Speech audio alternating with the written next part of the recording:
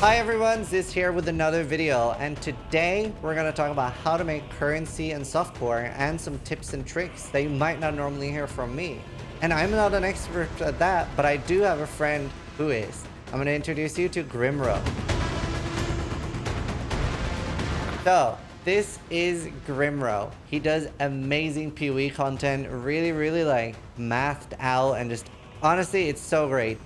And I brought him here today, and we're going to talk about really cool questions. For example, we're going to be starting with Grim. What are a few tips that are going to make currency early on for new players? Oh boy, okay, yeah, straight into it. Well, overall, I mean, the primary tip I would give everyone for League Start is if you can manage it and you can get to those tier 14 maps, the number one thing you can do for currency in the Trade League is farm the Searing Exarch. He's insane to farm. I'm sure you can feel that over on Hardcore as well, but the sheer quantity of good stuff that he drops is like insane. So if you can pick a League Starter that can get there, that's going to be the best way to get him the most early. So how come that's so much better than the blue influence? Well, in trade economy, some of the most valuable things are stuff like awakened sextants, of course, chaos orbs. It's essentially like dropping like pure money, right? It's like kind of like doing the chaos recipe, but you get to do it for free while doing a map. And then obviously he also drops his embers, which are very valuable as well. But on top of that, he drops the Searing Exarch invitation, which allows you to have a chance to get crystallized omniscience, which is one of the most build-defining and popular unique amulets on softcore trade. So it's always highly in demand, and you're pretty much guaranteed to make a ton of currency farming Exarch. But when you look at the blue alternative, unfortunately, he's a bit of a hit and miss and a bit of gamble. He doesn't really drop a whole lot of good stuff outside of Divine Orbs and Exalted Orbs, unless you get really lucky. What about other league mechanics while you're farming the Searing Exarch? So I would say that probably the primary the things on my hit list would be definitely, Essence is going to be a good one, especially because it's on the map device. You can get a ton of Essences. But in addition to that, not only Essences, which you can sell quite easily in bulk and trade, they sell pretty quickly to all those crafters. But you also can get Remnants of Corruption. Now, those are good because they actually sell to people who are doing the Harvest Memories. They buy hundreds of these Remnants of Corruption. Maybe not so much on day 1 and 2, but as you start to get into day 3 and 4, it's an insane amount of income because they're buying all those remnants to then slam them on all of their harvest memories, kind of essences, to turn them into deafening essences. And people in maps normally can't get access to many deafening essences, but those memory farmers, they buy the remnants from you and then they supply everyone else with the deafening essences. So essence for sure is on the top of my list. Another one, which would be super high up, is doing heist.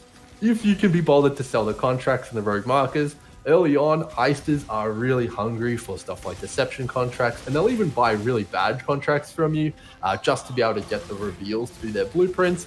So if you're able to get some early heist caches, then you're going to be making a lot of money off that as well. And fortunately, that is also on the map device, if I'm not mistaken, so you can get quite a lot of heist juice from that as well. What about the Atlas passives? How would you approach that on softcore? Because that's probably going to be pretty different than me on hardcore SSF. From the perspective of software, I would say that on Atlas passives, you definitely want to focus on being able to get into the end game as fast as your build is capable of. You obviously don't want to rush it, but if your build is like one of the stronger league starters, like I'm sure you're putting out, and a lot of other community members are putting out, like these highly curated, well-oiled machines, you basically just want to focus on accelerating your map progression as fast as possible to the point where you do get that Eldritch influence going and you get that free money. So that would be my advice first and foremost there. But then, similar to SSF, you actually do really want, those essences on your map so that you can get a bit of crafting materials. You can kind of save time trading for items and just make them yourself. But when you do get into that kind of like, you've kind of got two void stones perspective, that's when you really do want to kind of pick and choose what you want to be doing there. So whether it's Delirium, Expedition, or anything like that, you're looking for a good accompaniment for your Searing Exarch there, and that's kind of going to be what I would recommend going towards.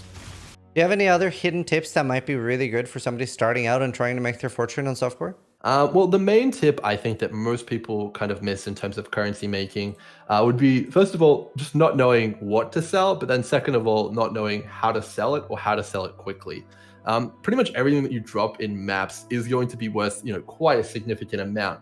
And most people just kind of let it sit in their stash, which can be a little bit of a problem. And, not understanding how to sell those can be a little bit challenging. Now, I know it's like kind of maybe a little bit controversial, but using resources like the Forbidden Trove to offload massive amounts of, kind of currency, you know, scarabs and all sorts of stuff like that. It really can't be overstated just how powerful that is. You can achieve similar effects on the trade website as well, by using stuff like Excellence Next to really figure out, okay, what have I got here? What can I list it for? And like doing all those things. So the main tip I'd have for new players is, you know, make sure you look at your stash. Don't just let the affinities like sort it all away and then forget about it. If you can sell that stuff, you know, even if you don't think it would sell, just list it for any price that you can think of. Or maybe browse TFT and take a look and see what people are buying.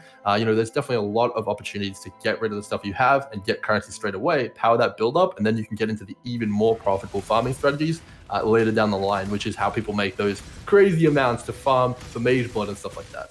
That's a really good tip. Like anything that's just sitting in your stash that doesn't gain you currency, it's completely useless to you if you're not going to use it yourself. So very, very good tips there from Grimro. Guys, make sure you check out Grimro's content. I'm going to link to all this stuff in the comments down below. Thank you so much for joining me here today and giving tips to new players. No worries. Thanks for having me. So guys, if you enjoy content like that, let me know in the comments down below. Sub if you liked the video, but more importantly, try to die less than I do.